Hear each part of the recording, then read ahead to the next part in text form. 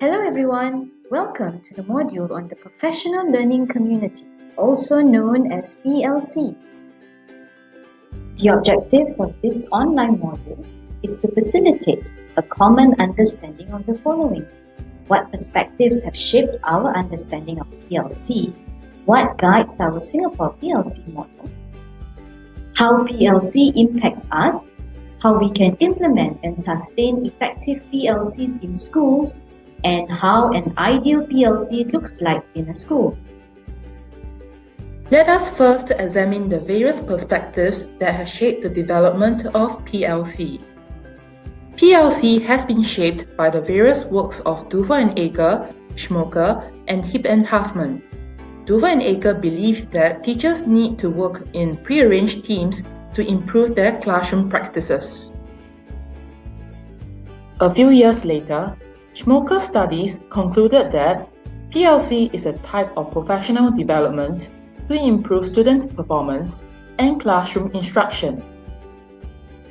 Furthermore, Heap and Huffman believe that educators like us need to purposefully collaborate to create and sustain a culture of learning for all students and staff in a school.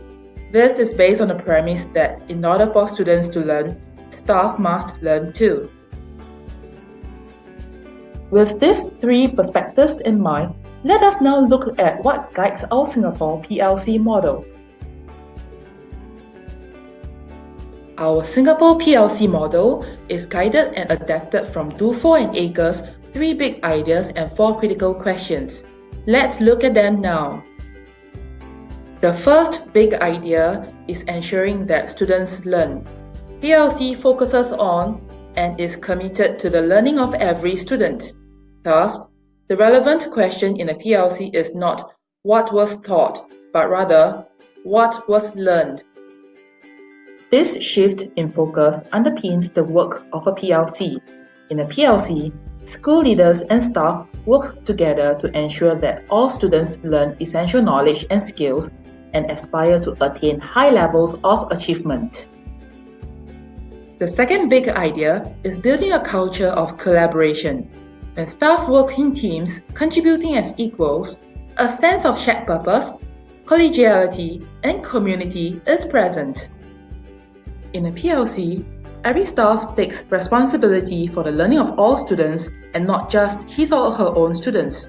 Hence, staff in PLC are mutually accountable for their students as they work interdependently towards their common goal to achieve their collective purpose of learning for all.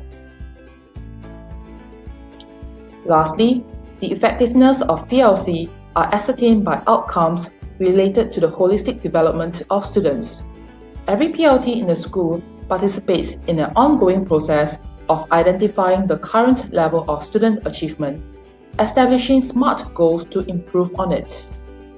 Working together towards achieving these goals and providing evidence of progress through meaningful data collection and analysis. To address the first critical question in a PLC, all staff believe that all students can and will learn. They demonstrate high expectations for all students. Staff immerse in curriculum and professional development, building a shared knowledge about what students need to know and be able to do. A PLC establishes, supports, and strengthens high-performing collaborative teams that work interdependently towards common student achievement goals. Staff verify the essential outcomes that students need to learn for each unit of study. The second critical question will be addressed by staff developing and using common formative and summative assessment to monitor student progress on learning outcomes in a PLC. These assessments are aligned with school and national assessment. Staff develop a common understanding about what characterizes student performance that is proficient and student performance that is not proficient. To address the third critical question, staff in a PLC should use formative and summative assessments and other sources of data to identify students who are in need of guidance and support to address learning gaps. Interventions are carefully matched to the needs of the students. these interventions are frequently monitored and evaluated to determine if they're having a positive impact. Ineffective interventions are modified or discontinued. Lastly, a PLC should provide all students with a rigorous and challenging curriculum. Pre-assessment strategies could be used to determine if students already know the content. Subsequently, advanced instructions and materials are then provided for these students. With the understanding of the 3 big ideas and 4 critical questions of PLC, how does it impact us? PLC impacts us at 3 levels. They are staff, school, and system. PLC is a natural platform for continual improvement in their pedagogical practice. Through PLC, staff have the opportunity to strengthen their theory-practice nexus by deepening their content mastery and enhancing their pedagogic competence and assessment literacy.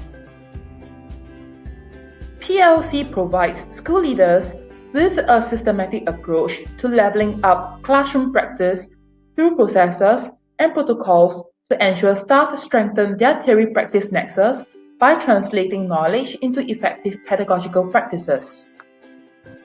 Schools functioning as PLCs will raise the quality of professional excellence across the whole system. PLC provides the structure and processes to level up schools and staff expertise at the system level.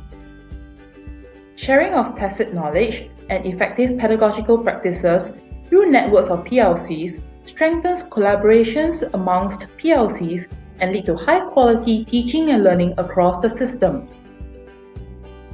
This will in turn foster a culture of professional excellence among the teaching fraternity.